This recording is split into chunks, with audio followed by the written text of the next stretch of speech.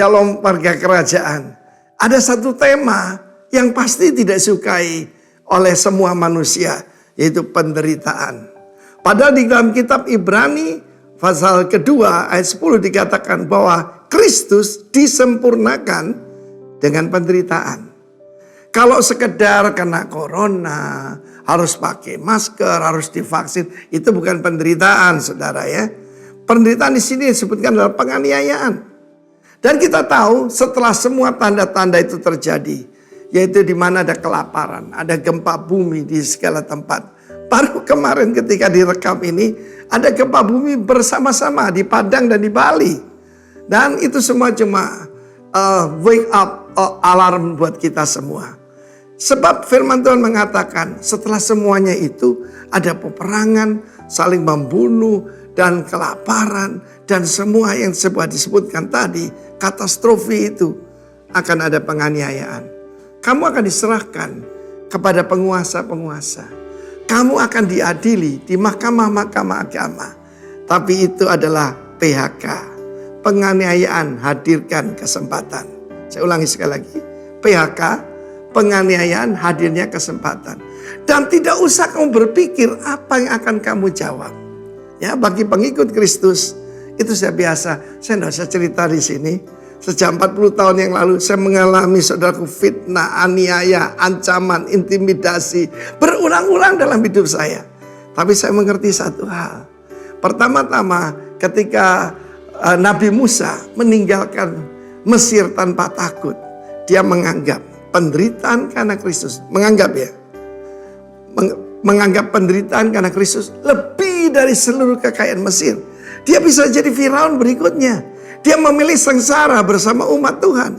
Sebab dia singkatkan, kamu adalah orang Israel, orang Ibrani, the man from the other side, yang punya perjanjian dengan Abraham. Dan Tuhan berkata, tidak usah kamu pikirkan. Pada saat itu, aku memberikan kepadamu a mouth and a wisdom.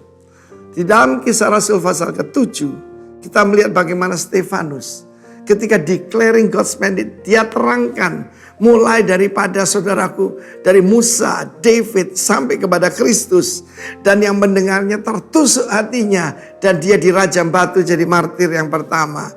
Tetapi dia melihat ke atas dan dia melihat Kristus siap berdiri, siap menyambut dia. Kristus berdiri itu untuk menghancurkan orang yang menganiaya dia. Dia bilang, Tuhan, jangan tanggungkan atas mereka.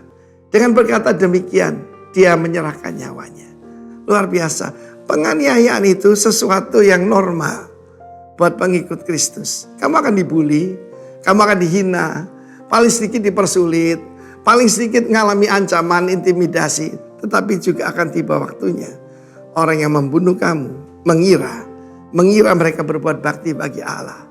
Mengenai suffering for Christ, 1 Petrus 2:20 mengatakan bahwa kita mendapatkan kasih karunia, multiplied grace kan. Kasih karunia bukan cuma untuk diselamatkan, bukan cuma untuk diberkati, but to suffer for His name. Dalam Kisah Rasul pasal 4, ketika Petrus dan Yohanes, mereka ditahan, dianiaya, disesah, karena ada orang lumpuh dari lahir, melompat dan berdiri, berjingkrak-jingkrak memuji Tuhan. Dan dia berkata, karena orang itu sembuh, kami dianiaya gak apa-apa. Mereka keluar bersuka cita. Sebab mereka dianggap yaitu layak menderita karena nama Kristus. Renungkan ini. Sebab salib itu sekarang jadi hiasan.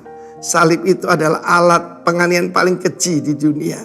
Dan itu sudah ditanggung oleh Kristus. God bless you warga kerajaan. Amin.